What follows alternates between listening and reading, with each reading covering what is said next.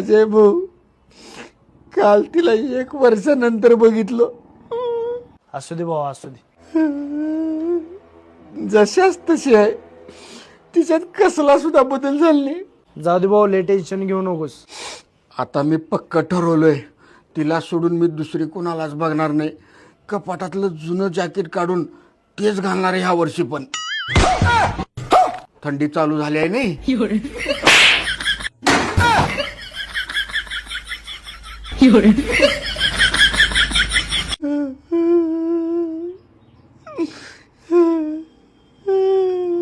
अजय भाऊ, काल तिला 1 वर्षानंतर बघितलं. असू दे भाऊ, असू दे.